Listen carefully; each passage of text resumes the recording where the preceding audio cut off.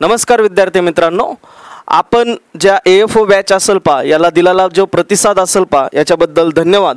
आणि बऱ्याच मुलांचे जे कॉल्स आणि त्याच्यानंतर मेसेज, कारण आत्ताच आपला MCR PG CET चा पेपर झालेला आहे पा, की आता अजून हॉर्टिकल्चर असेल ABM असेल हा बाकी, परंतु त्यांचे जे कॉल आणि मेसेजेस होते की सर MCR मध्ये सुद्धा तुम्ही आलं पाहिजे। MCR चे खूप मुलं जे असतील पा हे एक ऑप्शन म्हणून तुमच्याकडे पाहतात की MCR PG CET ला तुम्ही उतरलं पाहिजे। तर बराच विचार केल्यानंतर असं जाणवलं की नाही, आपण सुद्धा MCR PG CET ला उतरलं पाहिजे। तर MCR CET ची जी बॅच असेल पा, आपण त्याच बेसिसवरती नवीन बॅच लॉन्च करतोय पा, जी की उद्यापासून म्हणजेच याचे डेमो लेक्चर जे असेल ते यूट्यूबवरती लाईव्ह होतील पा। डायरेक्ट सिलेबसला आपण सुरुवात करणार त्या यूट्यूब लेक्चरमध्ये। त्याच्यामध्ये जे काय तुमचं MCR CET च्या बाबतीत बऱ्याचशा मुलांना सगळ्या गोष्टी माहिती आहेत, त्याच्यामुळे डायरेक्ट आपण डेमो लेक्चर जे असतील ते डायरेक्ट सिलेबसला म्हणजेच तुमच्या ॲग्रोनॉमीला आपण स्टार्ट करतोय उद्यापासून। तर या बॅचची डिटेल या व्हिडिओमध्ये आपण पाहणार आहेत की नेमकी या बॅचचे फीचर्स काय असतील, याच्यामध्ये आम्हाला काय काय भेटेल, याची फीस किती असेल, त्याच्यानंतर ही जी बॅच असेल ही बॅच कशा प्रकारे आम्हाला परचेस करता येईल, या सगळ्या गोष्टी या व्हिडिओमधून आपण पाहणार आहे। तर पहिलं म्हणजेच या फीचर या बॅचचे काय काय असतील, तर याच्यामध्ये जे काही तुमचे जेवढे काही सब्जेक्ट असतील ते सगळे सब्जेक्ट म्हणजेच तुमचे मेजर आणि मायनर सब्जेक्ट, तर हे सगळे सब्जेक्ट तिथं कव्हर केले जातील। दुसरी महत्त्वाची सगळ्यात गोष्ट म्हणजे अशी की 80 आणि 20%, बऱ्याच जणांना हे 80 आणि 20% काय हे माहीत नाही, परंतु 80 आणि 20% म्हणजेच जे काही मेजर सब्जेक्ट असेल, जसं की आपण पाहिलं की ॲग्रोनॉमी असेल, त्याच्यानंतर बॉटनी असेल, अशांचे 25-25 क्वेश्चन्स तुम्हाला विचारले जातात पेपरला, म्हणजे जवळपास 200 पैकी 50 क्वेश्चन या दोन सब्जेक्टचेच असतील। तर त्याप्रमाणे 80 आणि 20% असं डिवाइड केलेला जो सिलेबस असेल तो सगळा सिलेबस आपण कव्हर करणार आहे। म्हणजेच तुमचे मेजर सब्जेक्ट असतील आणि त्याच्यानंतर मायनर सब्जेक्ट असतील पा, तर हे दोन्हीही कव्हर तिथं केले जातील। या दोन्हीही एकदम बेसिक पासून ते सगळ्या गोष्टी तुमच्या तिथं कव्हर केल्या जातील। कन्सेप्च्युअल पार्ट असो, त्याच्यानंतर काही रट्टा मारण्याचा पार्ट असतो पा, ते सगळ्या गोष्टी व्यवस्थित पद्धतीने तुम्हाला तिथं समजून सांगितल्या जातील। त्याच्यानंतर जे लेक्चर्स कसे असतील, तर लेक्चर जे असतील पा ते डेली लाईव्ह प्लस रेकॉर्डेड असे लेक्चर्स राहतील। तर याच्यामध्ये तुमचे जर समजा तुम्ही कॉलेजला आहेत, एक तर आपण सकाळी किंवा संध्याकाळी या दोन टायमिंगमध्येच आपण लेक्चर ठेवण्याचा प्रयत्न करतोय, पण जर समजा काही कारणास्तव तुम्हाला जर लेक्चर करता नाही आलं आणि तेच लेक्चर तुम्हाला पुन्हा पाहिजे, तर रेकॉर्डेड फॉर्मॅटमध्ये सुद्धा तुम्ही तिथं पाहू शकतात। लेक्चरला किती वेळेस तुम्ही व्ह्यू करू शकतात, याच्यात काही असे लिमिटेशन किंवा रिस्ट्रिक्शन तुमचे नसणार आहेत पा। दुसरं, doubt clearing on the Telegram and zoom session पा। बऱ्याच जणांना प्रॉब्लेम असा असतो की ही जी बॅच असेल पा, या बॅचमध्ये बरेचसे मुलं जे असतात ते मुलं कॉलेजमध्येच असतानाच बॅच परचेस करतात पा, तर त्यावेळेस आपण डायरेक्ट फॅकल्टीला भेटू शकत नसतो। तर या जे काही डाऊट असतील पा तुमचे, तर हे जे डाऊट असतील हे एक तर टेलिग्राम सेशनवरती क्लिअर केले जातील किंवा तुम्ही डायरेक्ट पर्सनल सुद्धा कॉल करू शकतात पा। आणि त्याच्यानंतर तुमचं झूम सेशन असेल पा, झूम मीटिंग सुद्धा आपण वीकली किंवा 15 दिवसाला झूम सेशन सुद्धा आपण ठेवणार आहेत। म्हणजेच तुमचे जे जे डाऊट्स असतील ते डाऊट्स आपण तिथं क्लिअर करणार आहे। कारण होतं असं, बऱ्याच जणांचा असा प्रॉब्लेम आहे की सर फॅकल्टी फोन उचलत नाही, त्या बाबतीत आपण तसे तर काही नाही आहे। कारण कधी तुम्ही जरी फोन केला तर तुमच्यासाठी 24 तास अवेलेबल असेल पा। कारण इथून पाठीमागचा जो मुलांना अनुभव आहे की कुठल्याही अडचणीमध्ये आपण त्यांच्याबरोबर उभा राहिलेलो आहे, त्याप्रमाणे जे MCR चे स्टुडंट्स असतील पा, त्यांनी कधी जरी कॉल केला, कुठलाही डाऊट असला तरीसुद्धा त्या डाऊटला पूर्णपणे तिथं सपोर्ट किंवा त्याला उत्तर तिथं दिलं जाईल पा। एक तर झूम सेशन किंवा पर्सनल कॉल किंवा टेलिग्राम सेशनद्वारे ते सगळे डाऊट्स तिथं क्लिअर केले जातील। त्याच्यानंतर तुमचं ते म्हणजे टेस्ट पा। आता हे झालं सिलेबसच्या बाबतीत की लेक्चर कसे होतील, काय होतील, सिलेबस कशा प्रकारे तुम्ही तिथं कव्हर करताल। याच्यानंतर टेस्टचा पार्ट असतो पा, तर ते टेस्ट जे असतील पा, तुम्ही AFOच्या बाबतीतही कोणालाही विचारा येतं। कारण प्रॉब्लेम असा होतो की तुमच्याकडून फक्त शिकवलं जातं, पण शिकवताना तुमच्याकडून मेहनत करून घेणे सगळ्यात इम्पॉर्टंट असतं। कारण कॉम्पिटेटिव्ह एक्झाम आहे, ही काय शिकवायला काय मी इथं उभा राहिलो तेवढं एक लेक्चर प्रिपेअर करून आलो तुम्हाला मी तिथं सांगतो, परंतु ज्यावेळेस तुमची मेहनत करून घेण्याची वेळ येते त्यावेळेस तुमच्याबरोबर टीचर नसतो। याचं कारण तुमच्याकडे दुसरंच कोणतरी तिथं लावलेला असतो, पण ॲक्च्युअल ज्यावेळेस टीचर उभा राहतो त्यावेळेस मुलांना एक वाटत असतं की एक सपोर्ट आपल्या पाठीमागं आहे.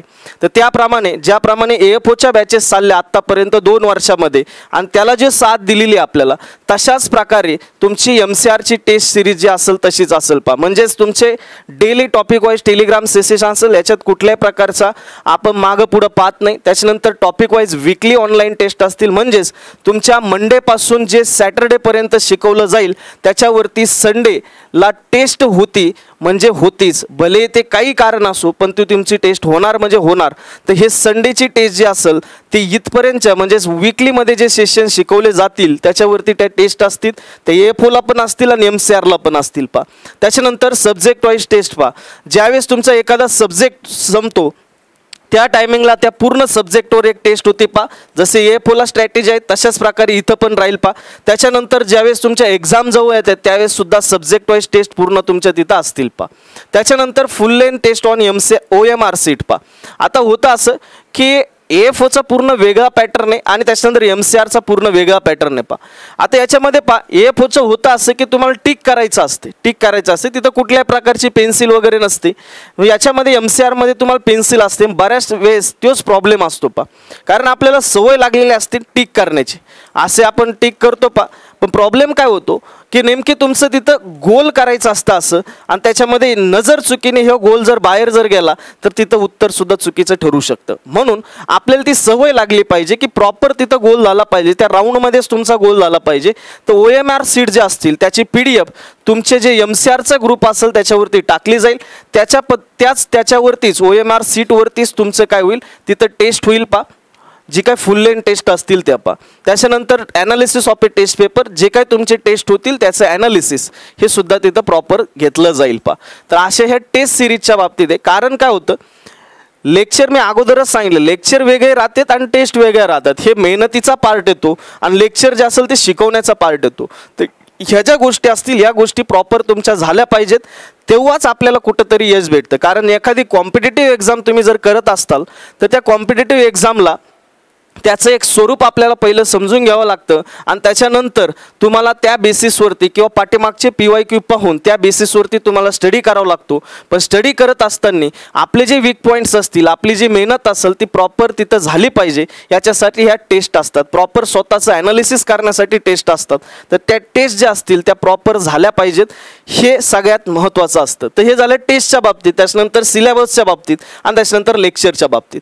आता याच्या पुढे गेल्यानंतर की सर नेमकी फॅकल्टी कोण कोण असतील शिकवायला. आपल्याकडे 5 आणि 6 फॅकल्टी नसतात पा. होतं असं की बऱ्याच जणांचं म्हणणं असतं की मल्टिपल सिलेक्शन असलं म्हणजे तुम्हाला शिकवता येत नाही. जर आम्हाला जर शिकवता नसतं आलं तर तुमचे स्टुडंट आपल्याकडे पण नसते आले, बरोबर आहे की नाही. ज्यावेळेस आपण शिकवतो त्यावेळेस हे लक्षात ठेवा की जे जेन्युननेस असतो ते जेन्युननेस आपल्याला दिसला पाहिजे. होतं असं की जेन्युननेस राहतो बाजूला आणि तुमच्या दुसऱ्याच गप्पा चाललेल्या असतात. हे टाइमपास जे असेल ते 2 वर्षात कोणालाही जरी विचारलं तर या लेक्चरमध्ये कुठल्याही प्रकारचा टाइमपास नसतो. दुसरी महत्त्वाची गोष्ट ही आहे की मल्टिपल सिलेक्शन हे जे असतील पा, हे महत्त्वाचे का असतात. हे मल्टिपल सिलेक्शन याच्यासाठी महत्त्वाचे असतात कारण तुम्ही त्याचा एक्सपिरियन्स तेवढ्या प्रमाणात घेतलेला आहे. तुमचं ज्यावेळेस एखाद्या वेळेस सिलेक्शन होतं त्यावेळेस तुम्हाला जे अनुभव असतो ते थोडासा कमी पडतो. भले तुम्ही इकडचे जे जोक असतील ते जोक मारून तुम्ही शिकवत असताल, मुलांना तुम्ही खुश ठेवत असताल, पण याच्यामध्ये मुलांचा लॉस असतो हे पण लक्षात ठेवा. त्याच्यामुळे एक प्रॉपर पद्धतीने तुम्हाला सिलेबसनुसार एकदम प्रॉपर पद्धतीने तुमच्याकडून मेहनत करून घेणे, या सगळ्या ज्या गोष्टी तिथं प्रॉपर झाल्या पाहिजेत. याच्यासाठी मल्टिपल सिलेक्शन महत्त्वाचे असतात कारण त्याच्यातून तो माणूस गेलेला असतो, एक्सपिरियन्स त्याने घेतलेला असतो, वेगवेगळ्या एक्झाम्स ते देत असतो. त्याच्यामुळे एक्झामचं स्वरूप कसं असतं हे त्याला माहीत असतं. तर याच्यामध्ये मी स्वतः असेल पा जे की प्रशांत ढोले की याचं qualification BSc agriculture MPKU Rahuri, त्याच्यानंतर MSc ॲग्रिकल्चर PHM जे की दापोलीमध्ये. मी दापोलीमध्ये 6-7 महिने राहिलो आणि त्याच्यानंतर मी डायरेक्टली ते सोडून दिलं. तर त्याच्यानंतर मी ॲग्रिकल्चरमध्ये प्रायव्हेट कंपनीमध्ये मी काम केलं. तर मी डायरेक्ट ओपनली सांगतो. का सांगतो, कारण का मी या गोष्टी क्वालिफाय झालो आहे, कॉलेज केलं 6 महिने त्याच्यानंतर सोडून दिलं. ओपनली सांगतो मी इथं फक्त क्वालिफिकेशन दाखवत नाही, हे लक्षात ठेवा. 2 वर्ष अजित सीडमध्ये काम केलं, क्वालिटी कंट्रोलर म्हणून तिथं काम केलं आणि त्याच्यानंतर बँकिंग सेक्टरमध्ये जे की IBPS AFO ही जी एक्झाम असेल पा, ही एक्झाम 2019, 20 आणि 21 हे फक्त क्वालिफाय नाही केलेलं, हे स्वतः त्या बँकेत राहून काम केलेलं हे लक्षात ठेवा. 2019, 20, 21 या पहिली बँक होती पंजाब अँड सिंध बँक, त्याच्यानंतर युनियन बँक, त्याच्यानंतर सेंट्रल बँक. या बँकेमध्ये 1-1 वर्ष काम केलं आणि त्याच्यानंतर टीचिंगमध्ये यायचं म्हणून हे जॉब सोडून दिलेले आहेत पा. ठीक आहे. त्याच्यानंतर 2019-20 RRB स्किल 2 हे इंटरव्ह्यू सुद्धा मी तिथे दिलेले आहेत. तर हे सगळं क्वालिफिकेशन माझं स्वतःच आहे. त्याच्यामुळं बरेच जणांचे मला विशेष वाटलं की मल्टिपल सिलेक्शन महत्त्वाचे नसतात हे ज्यावेळेस ते म्हणतात त्यावेळेस त्यांना एक कुठंतरी भीती असते की मल्टिपल सिलेक्शनवाला माणूस ज्यावेळेस आपल्या सेक्टरमध्ये उतरतो त्यावेळेस आपल्याला काही लॉस होतो का. हे लॉस बेसचं काही नाही, हेल्दी कॉम्पिटिशन ठेवा, काहीच प्रॉब्लेम नाही पा. ठीक आहे. तर हे झालं माझं क्वालिफिकेशन. माझ्याबरोबर दुसरे सर आहेत ते म्हणजे सतीश जगताप सर पा, जे की स्वतः BSc ॲग्रिकल्चर PDQ अकोला या युनिव्हर्सिटीतून आहे. त्याच्यानंतर AFO इंटरव्ह्यूत जे असेल त्यांनी जवळपास 4 ते 5 वेळेस दिलेलं आहे. फायनल सिलेक्शन त्यांचं नाही, परंतु ज्यावेळेस आपलं एखादं सिलेक्शन जातं त्यावेळेस माणसाला जास्त अनुभव एक्सपिरियन्स जास्त असतो पा. तर तो एक्सपिरियन्स यांच्याकडे आहे.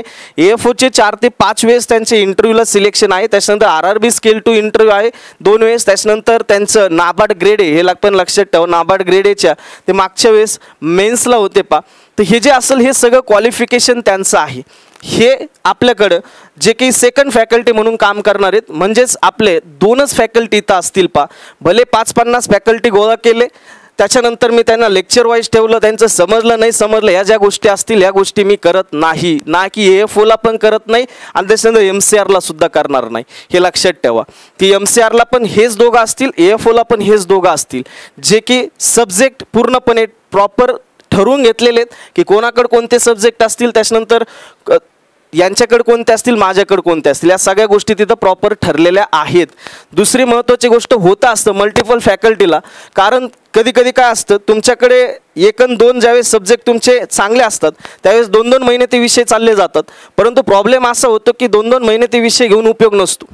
प्रॉपर ते विषय समजले पाहिजे, तेवढ्या वेळेत तुमचं ते सब्जेक्ट संपलेला पाहिजे. हे लक्षात ठेवा. नाही तर तुमचे 2 सब्जेक्ट चांगले आणि त्याच्यातच तुम्ही वेळ घालताय 2 आणि 2.5 महिने, कारण का पोरांना खुश ठेवायचं असतं. ही गोष्ट इम्पॉर्टंट नसते, पोरांचा पण तिथं विचार करावा. ही माझी सगळ्यांना विनंती आहे. हे लक्षात ठेवा. कारण ज्यावेळेस स्टुडंट असतो, ज्यावेळेस त्या स्टुडंटचा लॉस होतो त्यावेळेस ती खूप मोठी गोष्ट असते, कारण स्टुडंट हा आपल्यासाठी महत्त्वाचा इम्पॉर्टंट फॅक्टर समजला पाहिजे सगळ्यांनी. तर हे जे असेल हे सतीश जगताप सर असतील. तर आम्ही 2 जण इथं तुमचे सगळा सिलेबस तिथं कंप्लीट करू. त्याच्यानंतर ही बॅच जी असेल ही बॅचचं ड्युरेशन कसं असेल, ते ड्युरेशन किती असेल तर 12 महिने ड्युरेशन असेल पा. आता आज MCRचे पेपर समजा मेन जो असेल ते ॲग्रिकल्चरचा ते संपलेला आहे, हॉर्टिकल्चरचा आहे, त्याच्यानंतर ABM राहिलेला आहे पा. तर जोपर्यंत तुमची एक्झाम होत नाही तोपर्यंत बॅचची ड्युरेशन असेल. इथं 12 महिने दिलेलं आहे, पण जोपर्यंत बॅच होत नाही तुमचे पेपर होत नाही तोपर्यंत या बॅचची व्हॅलिडिटी तिथं असणार आहे पा. व्हॅलिडिटी 1 वर्षाची जरी इथं दिलेली असेल तरी सुद्धा तुमचा ज्या दिवशी पेपर असेल त्याच्या 2-3 दिवशी ती व्हॅलिडिटी संपलेली असेल. तर या बॅचची फी जी असेल पा 2,999 म्हणजेच तुमची 3,000च्या आसपास तुमची फी असणार आहे. ठीक आहे. तर ही बॅच कशी परचेस करायची, तर ही जी बॅच असेल पा तर ही बॅच तुम्हाला त्याच्यासाठी परचेस करण्यासाठी डाउनलोड करावं लागेल संकल्प 247 ॲप. त्याच्यानंतर लाईव्ह लेक्चर सेशन किंवा तुम्ही ज्यावेळेस तिथे ऑल कोर्सेसमध्ये जरी गेलेत तरी सुद्धा तुम्हाला तिथं ऑल कोर्सेसमध्ये जरी गेले तरी तिथं तुम्हाला complete agriculture batch for MCR PG CET 2026 अशी बॅच दिसेल पा. आणि त्याच्यावरती जाऊन तुम्ही ती बॅच डायरेक्ट बाय करू शकतात. त्याच्यानंतर तुमचं त्याच्यामध्ये पेमेंट वगैरे या सगळ्या प्रोसेस आहेत त्या फॉलो केल्या तर तुम्हाला सगळ्या गोष्टी तिथं भेटतील पा. ठीक आहे. तर हीच बॅचची माहिती तुमच्यापर्यंत पोहोचायची होती पा. एवढं जे काय तुम्ही AFOला प्रतिसाद दिला तसाच प्रतिसाद MCR PG CETला पण देताल ही आमची ही आमची मागणी आहे की तुम्ही तशाच प्रकारे आम्हाला सपोर्ट करताल पा. ठीक आहे. तर आपण इथंच थांबूया. तर उद्यापासून आपले जे डेमो लेक्चर्स असतील हे लक्षात ठेवा. डेमो लेक्चर हे YouTube चॅनलवरती चालतील. YouTube चॅनल आहे संकल्प ॲग्रिकल्चर. संकल्प ॲग्रिकल्चर या चॅनलवरती तुमचे ॲग्रिकल्चर या चॅनलवरती तुमचे लाईव्ह सेशन चालतील पहिले 2 दिवस, ते म्हणजे 10th आणि 11th जून या दिवशी तुमचे लाईव्ह लेक्चर चालतील.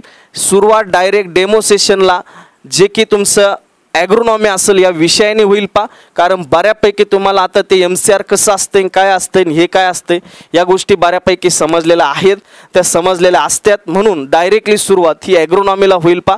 तर ॲग्रोनॉमीचे डेमो लेक्चर उद्यापासून यूट्यूबवरती त्याची जी लिंक असेल पा, त्याचं जे व्हिडिओ जे असतील त्या सगळ्या गोष्टी तुम्हाला याच चॅनलवरती दिसतील पा. ठीक आहे, तर आपण इथं थांबूया. हे जे लेक्चर्स असतील हे लेक्चरचा टाईम तुम्हाला ग्रुपवरतीच संकल्प ॲग्रिकल्चरवरतीच कळवला जाईल. आणि त्याच्यानंतर तुम्हाला जर अजून काही प्रॉब्लेम्स असतील, अजून काही प्रॉब्लेम्स जर आले तर या नंबरवरती 70 71 72 66 65 या नंबरवरती तुम्ही डायरेक्टली फोन करू शकतात. ठीक आहे, तर इथंच आपण थांबूया. उद्यापासून पुन्हा भेटूया डेमो लेक्चर्समध्ये पहिल्या 2 दिवस. त्याच्यानंतरचे जे आपले लेक्चर्स असतील MCR CETचे ते आपल्या ॲपवरतीच होतील पा. धन्यवाद, थँक्यू.